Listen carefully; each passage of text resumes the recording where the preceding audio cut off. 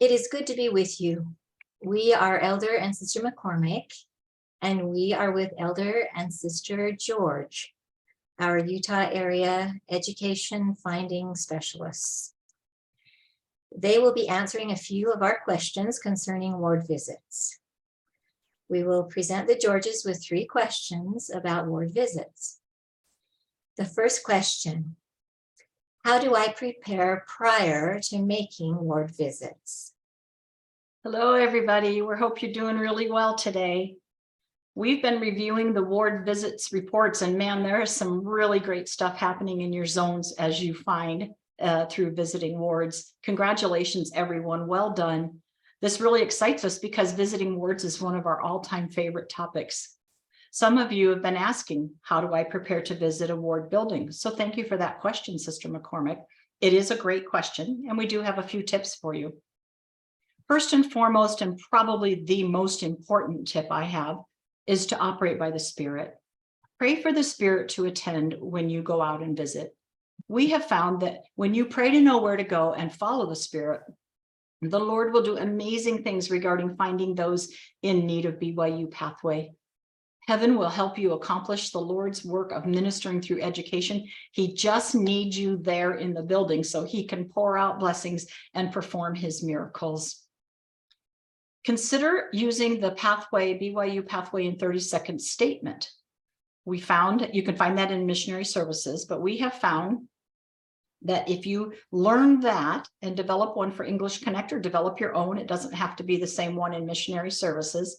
But if you do that, then it will make you more comfortable about having a conversation starter. Remember that you are information providers and subject matter experts, so you will want to be prepared to answer questions.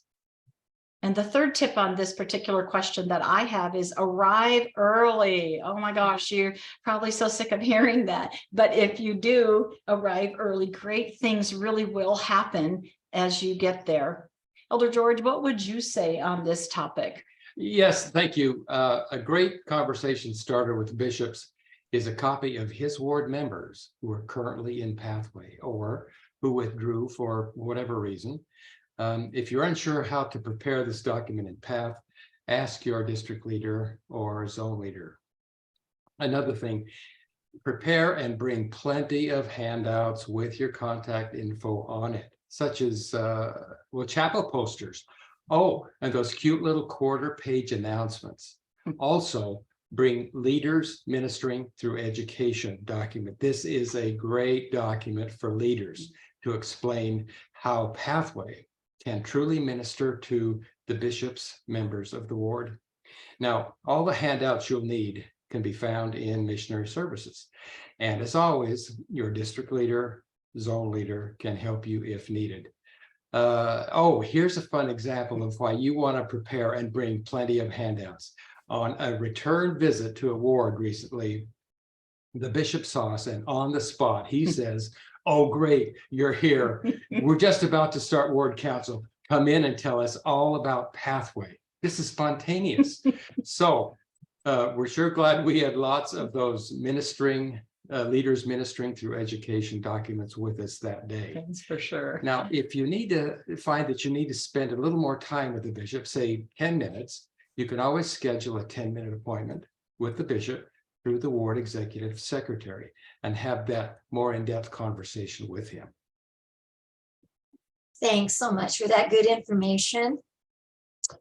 Now, the second question is, why is it important to visit wards?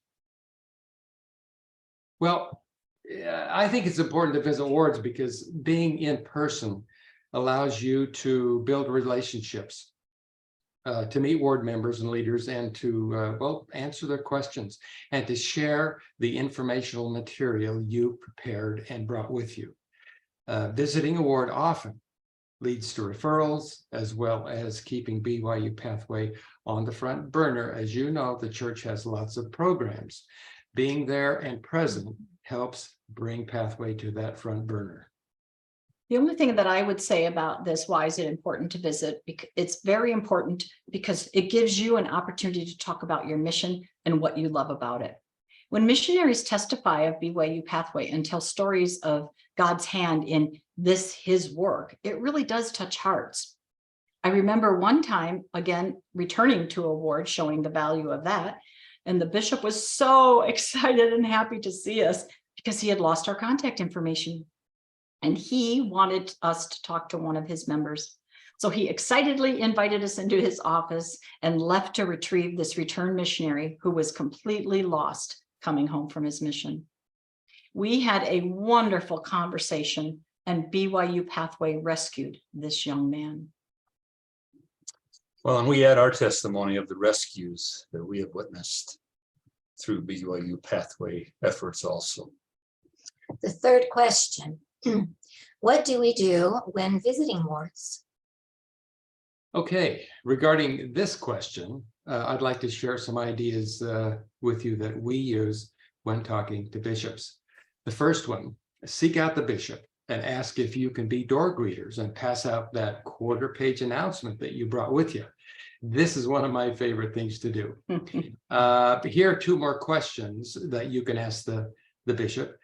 Is there anything we can do for you? That'll surprise him. Or, Bishop, do you have any youth who don't have plans for graduation for education after graduating high school? We also request permission to run a bulletin or a newsletter announcement and to put up our BYU Pathway Chapel posters with our contact information, of course. It would be a rare day that a bishop would say no to any of these requests, so don't be afraid to ask, please. Sister George, do you have anything to add to this? I do. I think it is so important to always respect bishop's time with members.